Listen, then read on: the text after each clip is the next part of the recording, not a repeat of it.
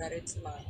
For more information, please visit wildandnonprofit.com, sponsored by Wild Homes and Gardens magazine, and Borderline, a poetic memoir published by Wild Press and available on Amazon.ca. Each copy sold helps us further our cause of sharing inspiring stories for free.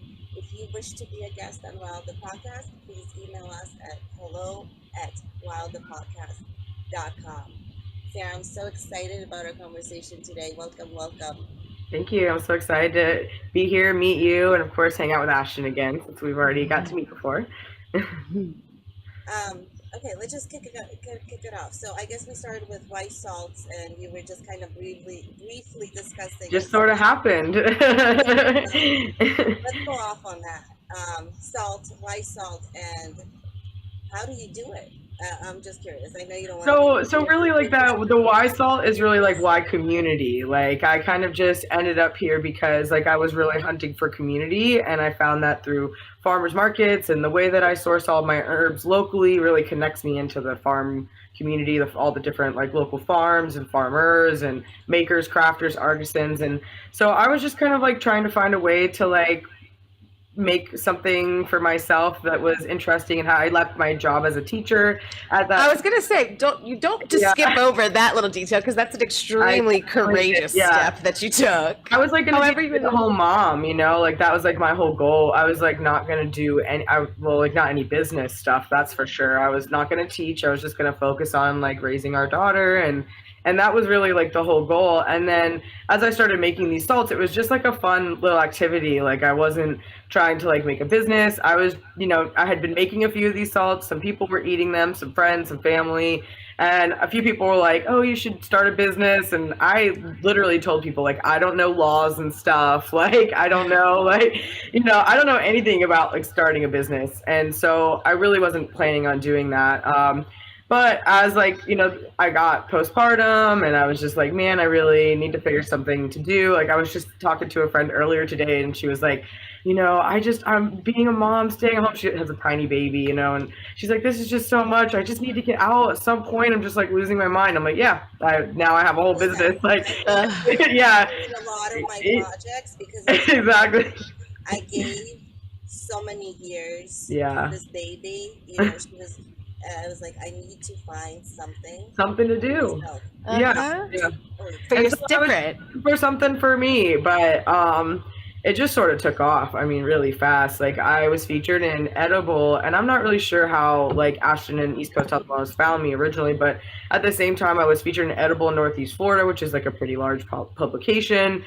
They were the first to publish me, and I was still cooking this stuff out of my house. Like I was making very, very small amounts of salt at that time.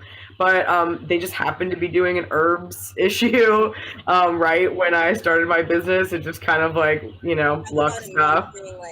Yeah, like what are the odds, you know? Like, yeah. I'll tell you how I met you, or how I heard of you, was Lynn, who owned East Coast Health and Wellness. You found me? Like I think I met her at like a random pop-up. Yes. Like I think you impacted her though. Yeah, but so that was like 3 years ago. I was at a giant random event that like what are the odds, right? And here we are like 3 years later. It's just all of these things just happened. Like I didn't sit down and like make a business plan. Yes. You know, like I just kind of like started doing it, and then it started happening. Like I did my first pop-up market ever, just like salt on a table in September.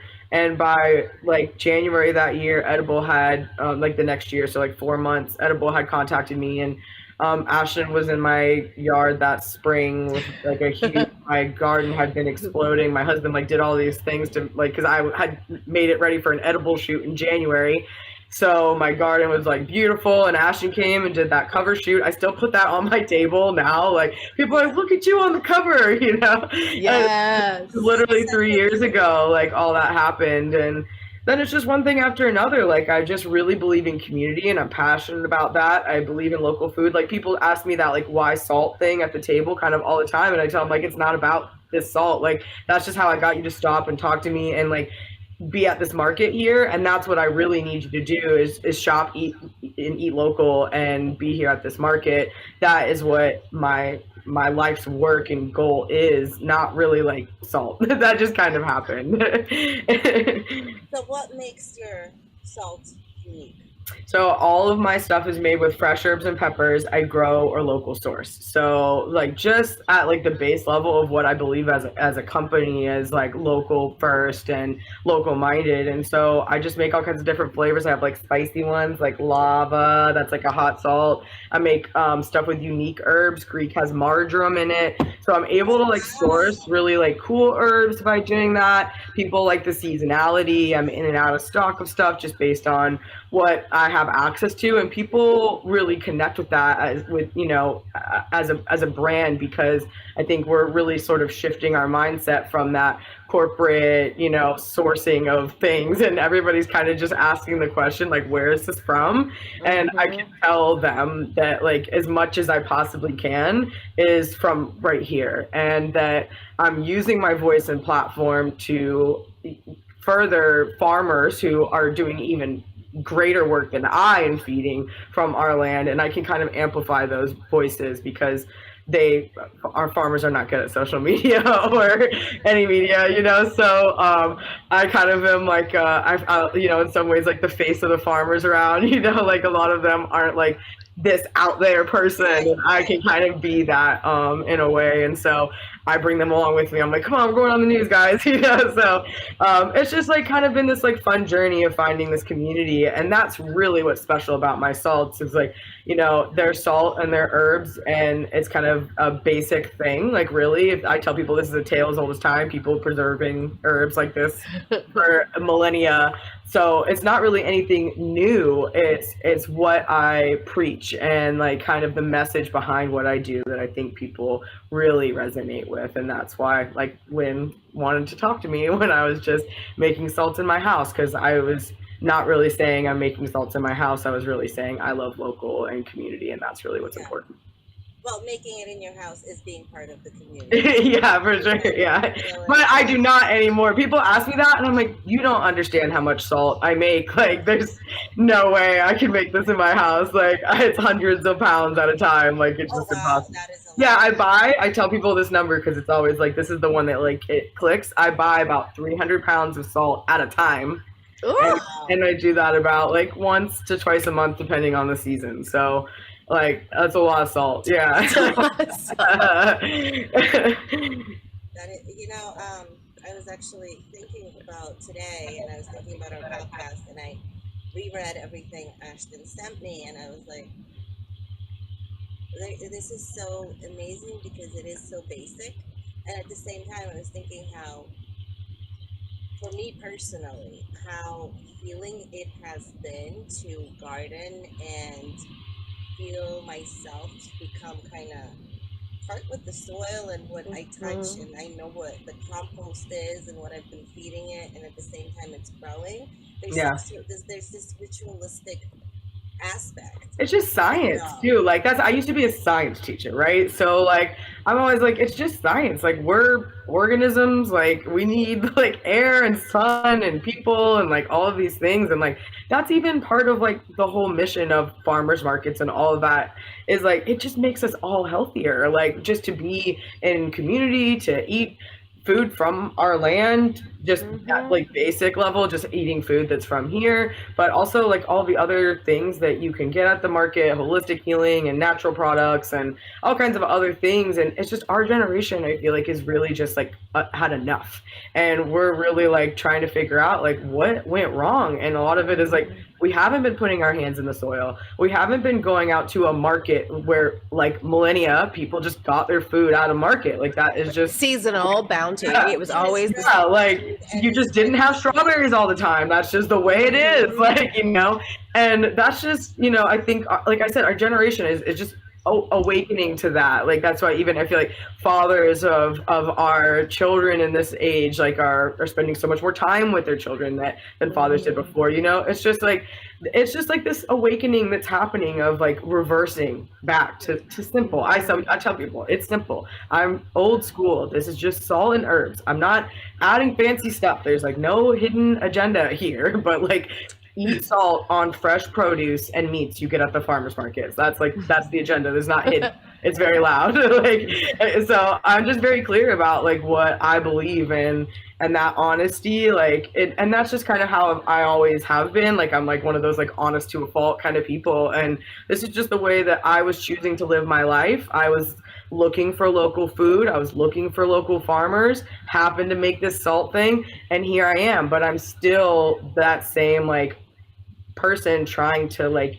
feed my family and the people I love and care about local food, and I care about my community's health. So I want all of them to eat local food too, because I'm like I want you guys to be well as well, and this is the way that we can do that, at least like in our current situation is farmers. And having that connection is so important. Absolutely. So up until I was 9, I lived in the Soviet Union, and we didn't really have supermarkets there. Like there was no huge star market. Yeah. And so most of our groceries came from the bazaar.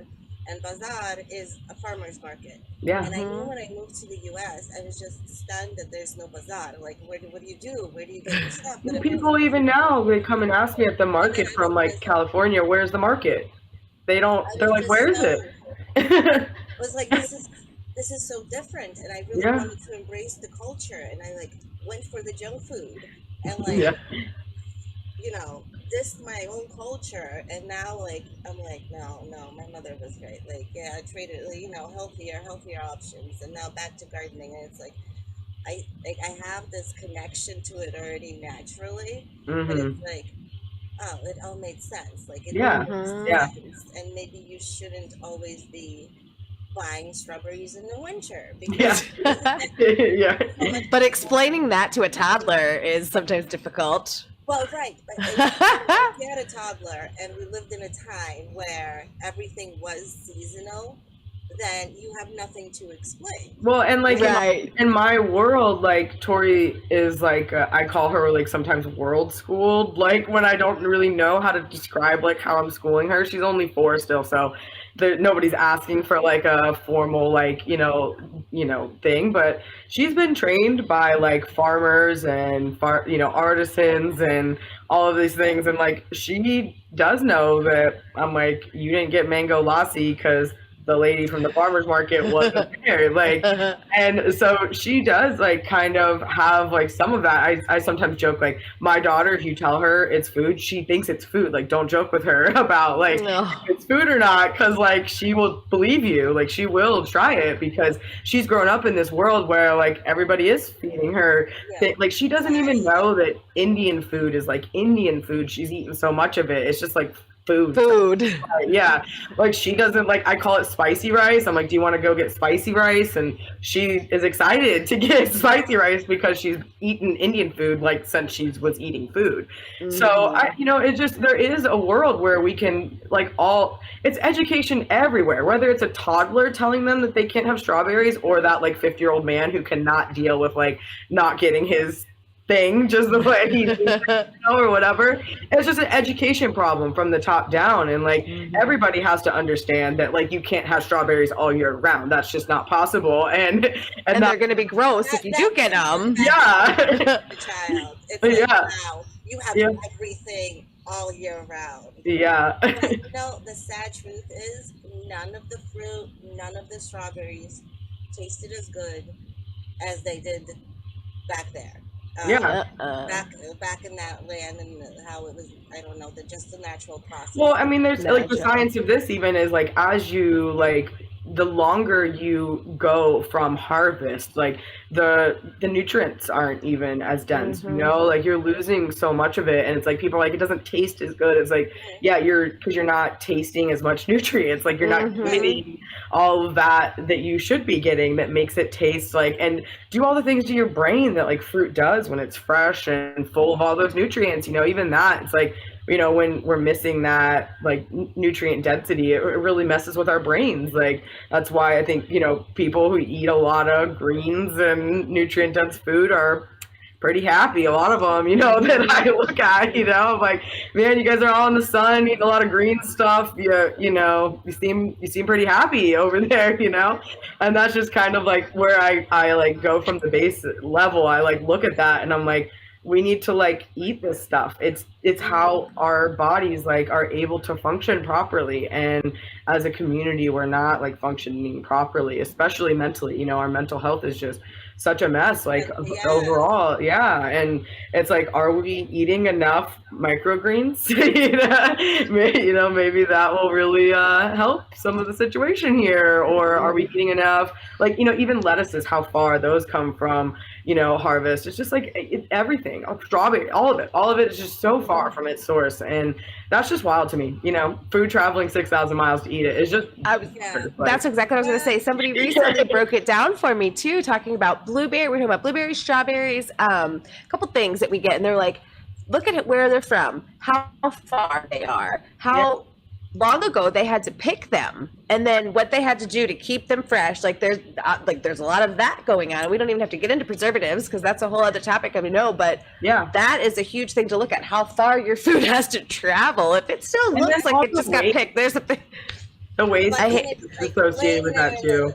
I know. Then it's there, and then it has to withhold that living in the store kind of stuff. So it's not like picked and fresh to you. Get right. But even that, people like don't get at the farmers markets. They say like, oh, it's like dirty food, or it like goes bad so fast, and like, oh, I get all kinds of weird. Oh, I bet. About like. People talk about my raw milk all the time. Trust the meat there.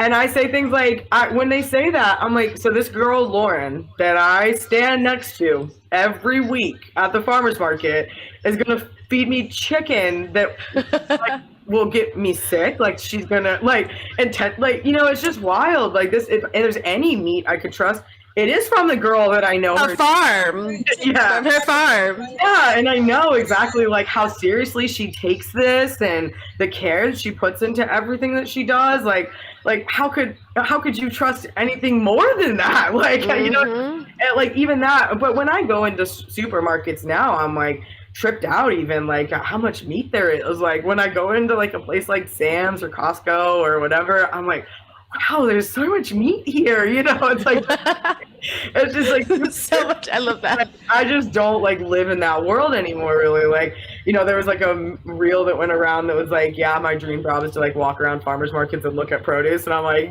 that's like, I do that so much now. When I go to a real store, I'm like, or real, whatever, real store, I'm just like, this is so weird here. All these things that you are putting in plastic on this shelf, it's just that we could have combined ourselves and not had we got to skip a step. Missing too, right? It's like, where's your watermelon radishes? Oh, you guys don't have how sad, you don't have turnips? Like, oh, disappointing. Like Diana lives in Boston, so she hasn't been. So Sarah is referring to you're talking about the Riverside Art Market, right?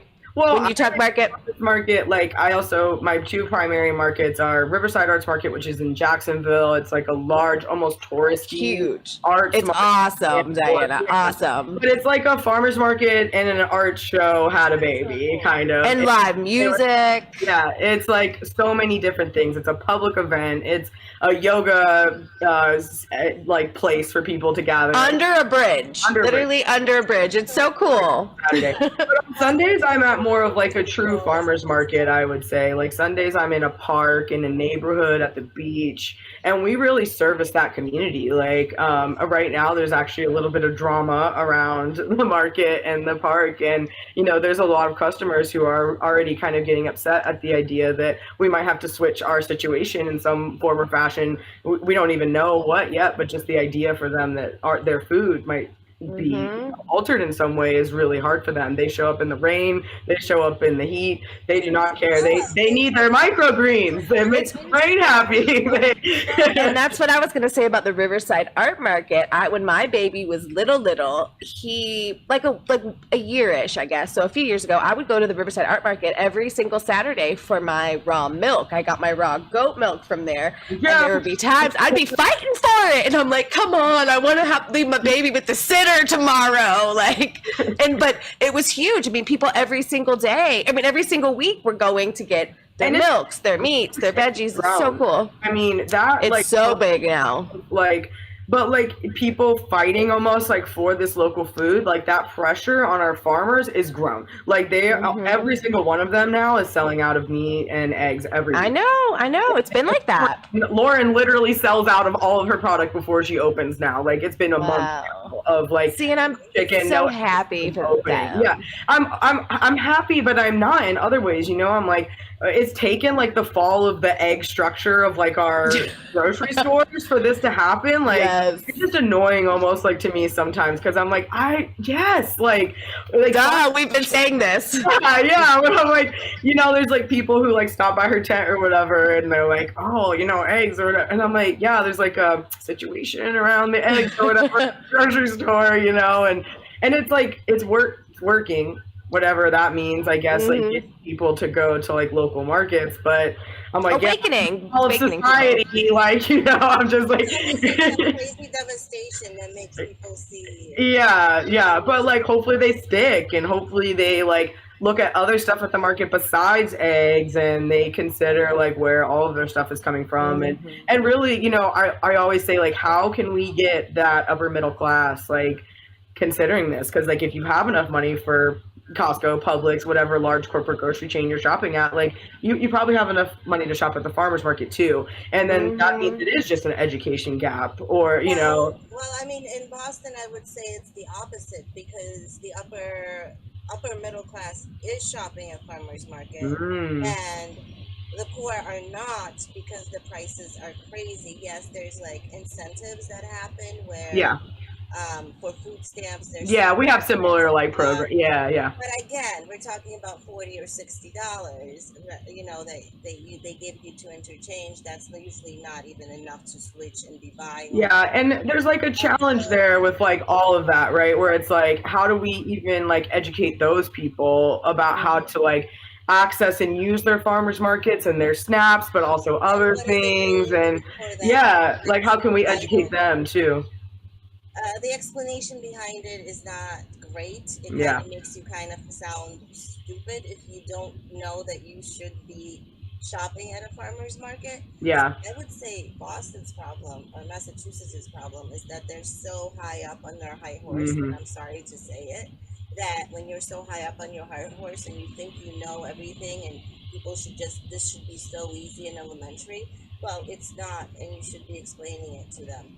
And second of all, you need to realize there needs to be done a little bit more to support the poor, because yes, okay, it might be obvious to the upper middle class, but it's not as simple as for somebody who doesn't have public transportation, or can't get to the farmers market. Saturdays off. Well, and that's why I really advocate for more farmers markets. We need farmers markets on every corner in every neighborhood that serves that community. Because the upper middle class should have their own thing that is, has the artisan goods and has all the upper, things at the farmers market. But how are we doing base farmers market? Just getting produce to people, farmers market. The base and the upper middle class, and you just kind of look at that scenario, and it's there's this huge group of people that's affected that can't even afford it. So what about the people who can't get SNAP benefits or food stamps or that middle covered, and they can't afford going to a farmer's market and spending that money? So now you have this middle class, right? Yeah. Middle class is that 60,000 to 100,000 range, and they just can't afford it. It's so much easier for them to go to Costco and buy in bulk and stuff their fruits. And in some ways, but like I always like at least here, like when I walk into stores like Publix, the first thing that you are greeted with is like rows of BOGO things that like automatically have your card at like 70-80 bucks, and then you're like at the produce and that's all very expensive, and then now your card is at 300 or whatever, and I like sometimes talk to people like about this, and I'm like, and they're like, oh yeah, and I'm like, yeah, and then like, what did you eat, and were you able to actually like put together meals, and were they balanced, and like what were you eating, and sometimes like the answer really is like turning to the farmers markets is the cheaper option and better option when you're using it properly. And like there's a girl that follows me, and she like always posts like how on budget she was every week with like all her meal prep, what she bought, exactly what it was, how much it cost, if she has bonus money, like, oh, I came under budget, so I went and I bought a salt, for she likes to buy I'm like a bonus gift, or I love that juice from like a juice maker that's like a nice juice, so she'll go like treat herself to like other things at the market, but she's able to eat her breakfast, lunch, and dinner local food. And that's like her focus is that like, and we talk about like, food is expensive, but like the reality is that it's valuable. And like, if we can have that mind shift that like, that should be the most important thing we do is like what we are feeding ourselves, and how can that be like where as a society, like, and this like, obviously there's so many systemic problems here, and like why people can and cannot access food and all sorts of things. But, like the dream is that everybody could just at least eat food that is local and good. And that's the hope, at least at the base level. And so I'm going to do everything in my power to create a system that I think is better than the one we got. And that is thankfully not too hard of a thing to do right now because it's kind of a mess. So I feel like any work I do and I'm like any work that's like in a step in the right direction and more people eating local and just considering a choice, like considering a local soap or considering a local produce, or just what I did a whole Make the Switch series at the market last summer, and it was like just switch one product, one thing to the farmer's market. And if we all did that, like wow, what a big difference that would make if everybody was just buying a thing from a local person. But and I think this is the most basic thing. Not in our area, we literally have just a couple farmers market, and again, it's not as many. And then obviously because when it gets cold, I don't know, in Florida, are they year round, or how does it? Yes and no. Like our produce isn't really, and we really only have two, so it's not like Jacksonville is some like huge mecca. Like I'm like just some weirdo salt lady in the corner screaming farmers market. Like, Jacksonville doesn't have a city. And it's not like everybody here is shopping at the farmers markets. Like that is not like, and it's like, you're talking about education and everything. And it's like, I'm talking to all of them like they don't know. Cause I assume nobody knows about the farmers markets. Like I'm assuming whether you make $20,000 a year or $200,000 a year, you've never heard of the Riverside Arts Market. And the truth is that's the truth. Like sometimes they make no money and they've never heard of it. They've made a lot, or maybe they make no money and they have been there and they've used their SNAP and whatever, or I just treat everybody like they have never heard of local food in their entire life, because so many people haven't. Like I listened to a podcast recently, and I won't name any names. They're a financial podcast, actually, like not even like local food or anything like that. But they said that their local option for food that they were like leaning into was Publix, which I don't know if you know Publix. It's like, it's like Kroger or Giant Eagle. I know. Yeah, and this is a huge podcast. I mean, national podcast. They're big. They just happen to be in a region where Publix is. But I stopped in my tracks. I couldn't believe it. I was like, is this like huge podcast, like really saying their local food option, they're supporting local by supporting a regional brand like Publix. And I was just baffled, like that anybody that's what they would think is local food. To say. That somebody wouldn't know that that's like not local. That is not like it's just not like and that's just like, it's so education, right? That's it. Huge. That is education. Yeah, and it's education. Like how, like that means that these people just don't know, and they live in an area. I do know that has like a decent farmers market community like there. I've like been wanting to go travel and hang out in all the farmers markets there actually, like, so I know that they have like a community there. It exists, but like they've got some weirdo salt lady in the corner yelling farmers market too, like what is, you know, and I'm just that of Jacksonville. Like I'm just like the one who's going to keep yelling farmers market until we don't have like Publix around or whatever, like until we're all eating local food. That would ever happen. That would be so yeah, but just whatever version of this exists, like I always say, you can't ever predict what the future will look like, because you never know. You never know. Who would have known this, right? But you know, at least we can be trying to like get to something that is better than like almost nobody eating local food. Like that's the reality, is like we're at like, you know, really high percentages of the wrong direction here. And if we can just like get people to consider those little things along the way that will make a difference, then man, what a world it would be. I don't know. And that's what we're doing. We're planting these seeds. I just want something better for my babies. Right. Planting the seeds. Exactly. Little seeds, and hopefully the voices get amplified. And exactly. But education is an education. Back to the earth and just to yourself. It's nice to know what is grown and how the earth is and what goes into that earth. And there's this huge beauty to, you know, farming and gardening, and it's such a valuable skill. And we should have so many more farms in the U.S. And I don't think we have enough of them because we've always been acting like that distribution center. So, but I tell people like Victory Gardens. Like Victory Gardens was a thing. Like we all had, like, you know, like everybody had a garden, and everybody should. Or whatever, you had a little one you shared. Yeah, like it's just grow something and try. Yeah. Yeah. But I think if they would teach in schools, like they teach all these different things, if they would teach food and what goes in our food and to read a label and and how to dissect it, you know, just box that is, though, you know. Don't do it in public schools. Again, this is my huge like I understand that the wealthy do know all of this, but what about the rest of us? You know, because they do teach this in private school.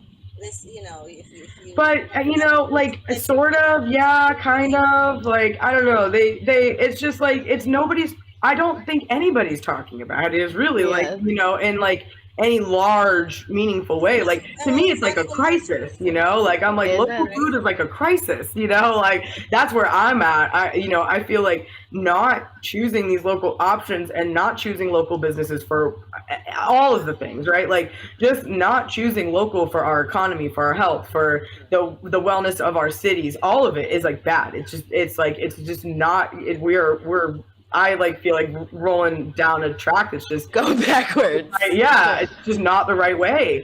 And so like I approach this conversation with that like intensity that like it's a crisis. Like our kids are sick, our people are sick, everybody's brains are sick, and we are at a crisis point. And so I really like take it seriously, you know, educating people and like trying to talk about this because I'm concerned about the food system that Tori will inherit, and I'm just like I really am genuinely concerned about that. Like I tease my farmer friends, but I'm like I started this so that I'd always have eggs from you guys, like you know, like I needed to make sure I always had produce, and I'm good now, so I can at least spread the good word in the meantime. But you know, I really take this seriously. Spread the good word. I'm glad you just said that because I forgot to put this on our outline. I wanted you to talk about there's a co-op in Jacksonville, a nonprofit co-op that you were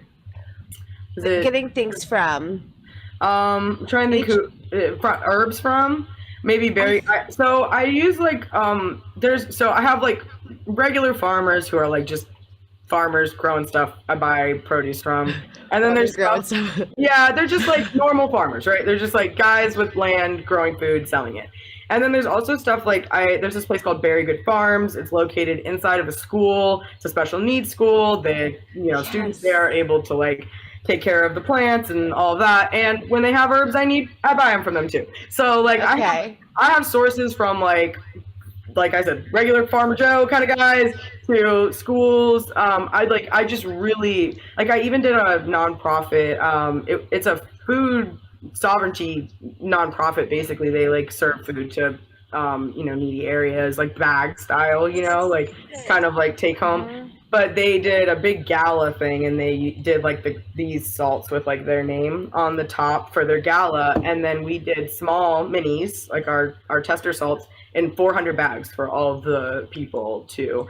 And so I went to their garden. They have like a little garden with herbs outside of the nonprofit, so the people can go and like pick herbs too if they want to go with their bag.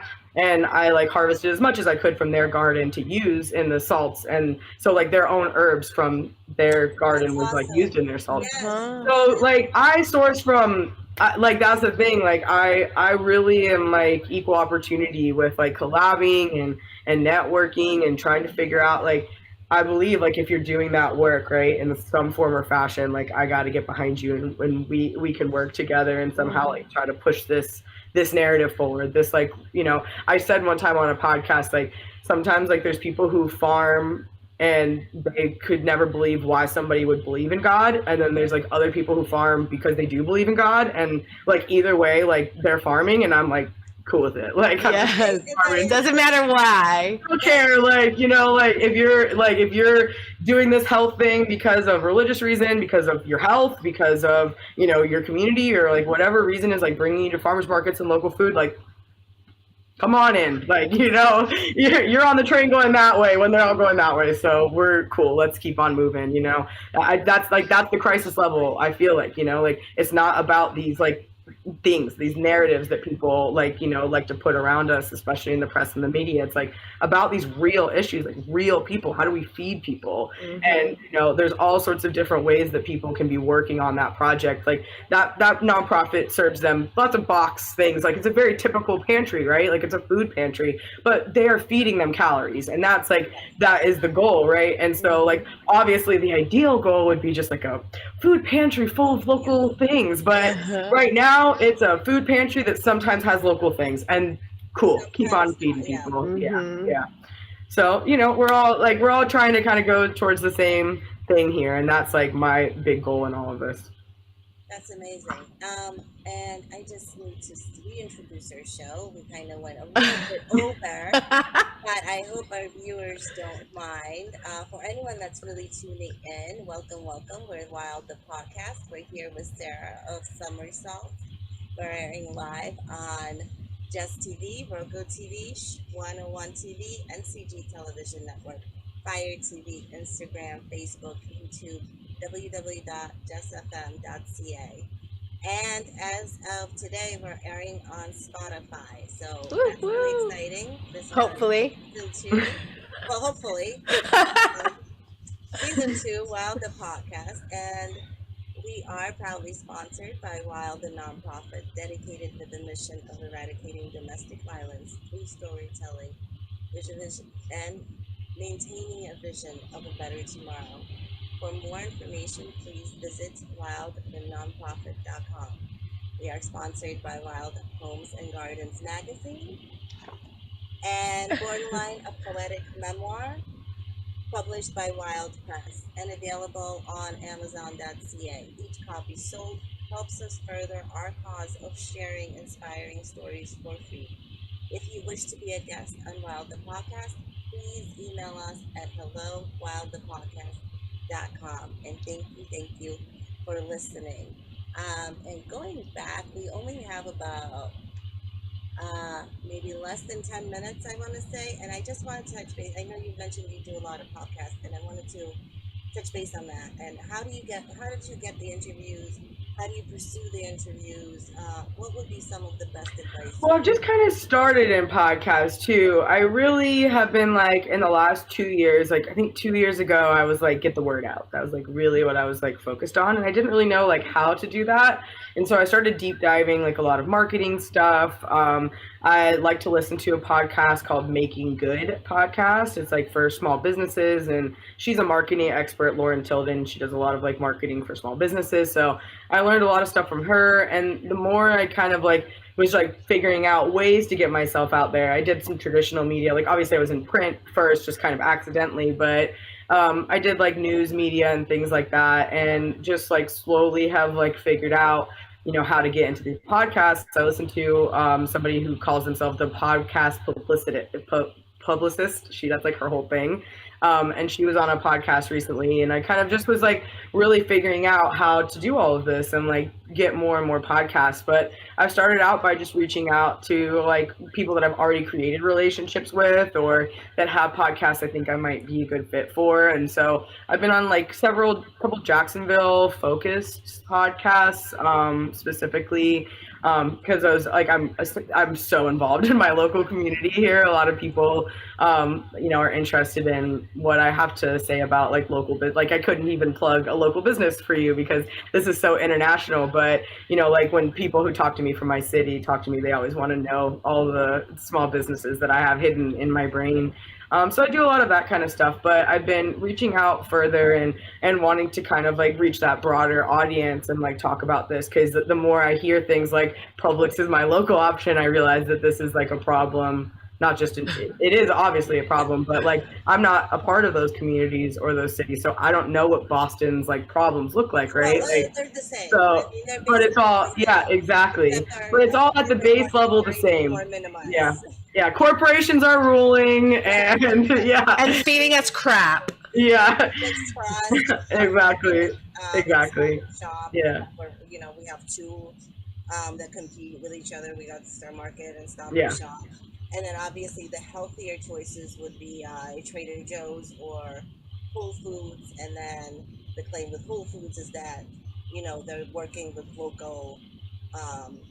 Artisans, and again, everything, it's more natural, and it's pricey. It's Yeah, but then even that is like, to me, like when I like, if you are gonna shop at Whole Foods, like our version of like a real true local like Whole Food, like what would be like the dream of Whole Foods is like we have Grassroots and Native Sun, which are like small local retailers. Like they're tiny shops that are like what a Whole Food should be, you know? And so like my salts are only in places that like I tell people only in places I want to shop. So like they're on the shelves of like local small gift shops, nurseries. They're inside coffee shops. They're just in small local spots. Like I've like loudly proclaimed, like you will never find Summa Salts at Publix. Like there's just never gonna happen.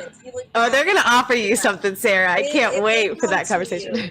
I just can't. Like I just, you know, there's just certain like things that I just ethically can't stand behind. And I mean, I actually was a Publix employee at one point in my life even, and that just made it even worse. So I was from experience, if you know what. Yeah, like I really don't like, you know, I have one of those stores a mile from my house, and I will drive like 10 miles out of the way. I love that. You get my shampoo in a bar from a local artisan, you know, like I just am like, I'm to the point where I really like it's, you know, I don't believe that those places are the answer. You know, I really don't. And I believe you vote with your dollar. And that was like kind of one of the beginning things of this for me too, was like, I'm going to vote with my dollars. And so I'm going to try to make it local. That's like, I'm going to try to vote every single dollar I can to the local as much as I am finding the options. And I'm always still fighting that fight. That's why, like, you know, it's like there's no perfect local kitchen. Like that's just not like a reality, but like you can have as much as you can local. Like you can try to at least attempt to make those changes, and that they're going to be better for everybody. Yeah, completely agree. So we have like 2 minutes left. I want to give you the spotlight. So how can people connect? How can people support you, follow you, everything? And if you want to throw any of the local stores. Yeah.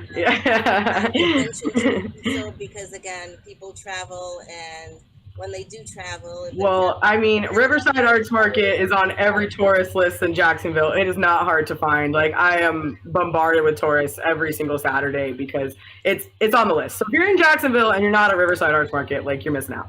But I have a website. I sell all of our salts on there. I also sell cocktail salts like this. They're all seasonal too. This is our strawberry lime, our new one. And then all the seasonings. So I've got spicy flavors, not spicy flavors. They're always changing with the seasons, though. So my website is summasalts.com. I'm also on Instagram, which like really is where you can about it's going to be a lot of our local businesses here in Jacksonville, but like that local mindset and like how we are considering our food and where it's coming from. I really like to talk about all of that on my socials. That's like my platform to really get the word out about that. So yeah, you can follow along Summa Salts on Instagram, website, and come meet me at the Riverside Arts Market if you're in Jacksonville for sure. And hopefully one day I will be there. And yes, yeah, and then we can drag Ashton up from St. Augustine, so we'll meet in the middle. Yeah, I will. I have to. I have to get there. You have to. It's beautiful. It's wonderful there. To you guys, and I've actually never been to that part of Florida, so that is definitely a mission on the to-do list, and hopefully this coming June. I'm trying to get her book into Chamberlain's. Oh yeah, hopefully when she's visiting in June. Hopefully, I've told her we're going to be taking a book tour. Oh, I'm excited. We may be going up. No, I'll have to drop you all the local bookstores then too. Yes. We need to go to Happy Medium. Like yes, Happy Medium. I've been talking to too, Diana. Diana needs a house in Florida. Local books, local stores, local. Yeah. Books, so I can get a house in Florida. Exactly. We're doing it. We're doing it. I hope. Sarah, thank you. Well, yes, absolutely. So much for being on the show. Yes. Time. I so appreciate our conversation. I really thought about it all today, and I was just so inspired by how you just got started and you just kept going and going, and just to even overcome postpartum and find yourself a community. That's an inspiration. And I hope we have you on again. Oh, absolutely. Yeah. No, I always have more to talk about. I'm like, how much? Like, definitely have Sarah back on for Wild the podcast. Thank you everyone for tuning in, and have a great night. And if you have a chance, do grab a copy of Wild Homes and Gardens magazine, or a copy of my book, Borderline, or both. It does help support us, Ashton and I, in furthering our mission with our nonprofits and obviously with Wild the podcast. So thank you so much for tuning in, and join us next time. Have a great night. Good night, ladies. Bye.